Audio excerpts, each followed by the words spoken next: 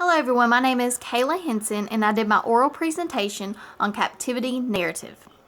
This is usually where they talk about where women have been captured and they're waiting for God to rescue them.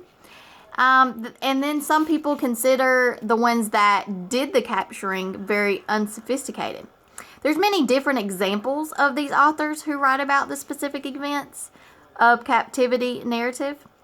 To name a few, you could say there's Cotton Mather, Mary Rowlandson, John Williams, Fanny Wiggins, Kelly and Sarah L. Lattimore. Many captives take place because of revenge or ransom. During the 15th through the 19th centuries, it is hard to pinpoint the precise number of captives because the record keeping was not very consistent or accurate. But it is estimated that there are probably tens of thousands and possibly even higher that happened during those time periods. Mary Rowlandson is a great example of an author who writes about captivity narrative. She was born in 1636 in England, and then she moved with her family to Massachusetts in 1639. In 1656, she married Joseph Rowlandson, who had become a minister prior to their marriage. They had 4 children together, one of which that died in infancy when she was only 3 years old. Her name was Mary also, and the other children were named Joseph, Mary, and Sarah. The war between the Indians and colonists began about 1675. Many claim that this was one of the bloodiest wars throughout American history. It is estimated that the war claimed the lives of 40% Indians and 5% colonists. While Joseph Rowlandson was out of town, Mary and the children were taken captive. The warrior had set fire to the Rowlandson house, forcing them to leave. Mary, however, had to witness her brother-in-law, nephew, and sister all killed in this takeover during the fire. She was shot in the side along with her child that she was carrying in her arms at the time. They were actually shot and injured with the same bullet. Her captivity lasted about 3 months, and her captors took her to the Connecticut River, Vermont, and New Hampshire. Throughout these months, Mary wished to be rescued, and she often wondered why her and her family were put through this traumatic experience. Mary was exchanged for a ransom of 20 English pounds at Redemption Park on May the 2nd in 1676.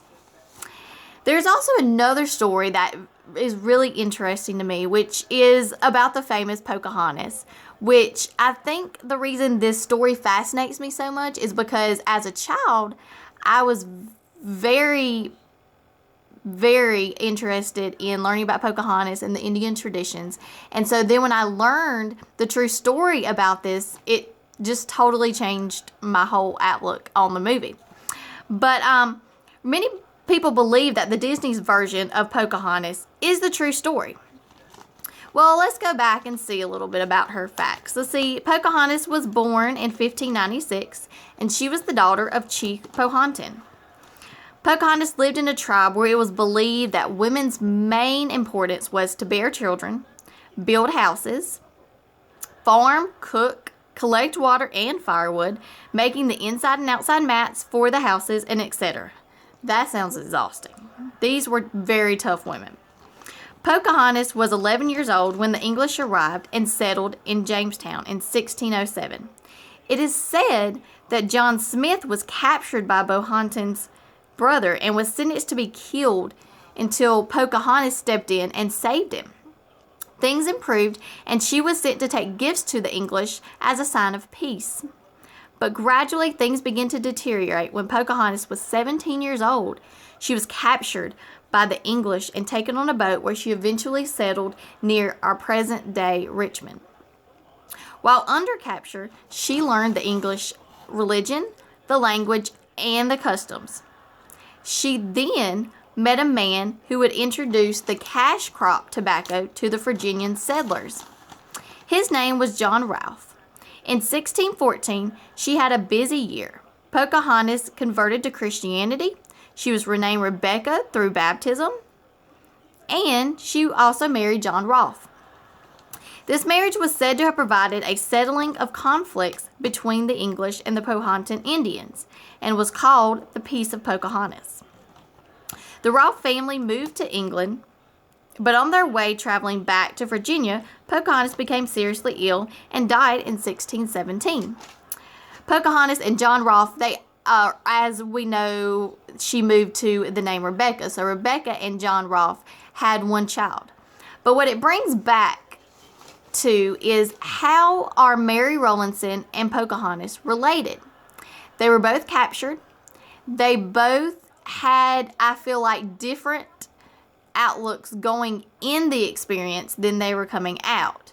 Whereas Pocahontas's tribe feel that she betrayed them by introducing Christianity and marrying an Englishman, whereas that was her way of coping, I feel like, in the situation. Whereas Mary Rowlandson, going in, she thought that she wouldn't like any, I think it mentioned something about her not liking the food, or that if she was captive, she did not want to even live throughout that.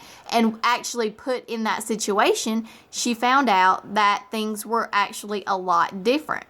Now, had these outlooks been the same if they hadn't been held captive? Probably not. Would Pocahontas had gone to Christianity? Most likely not. She would have kept with her religion of her tribe. Whereas Mary Rowlandson, I feel like it increased her faith through her experiences. I hope you enjoyed my presentation, and I wish you all luck. Thank you.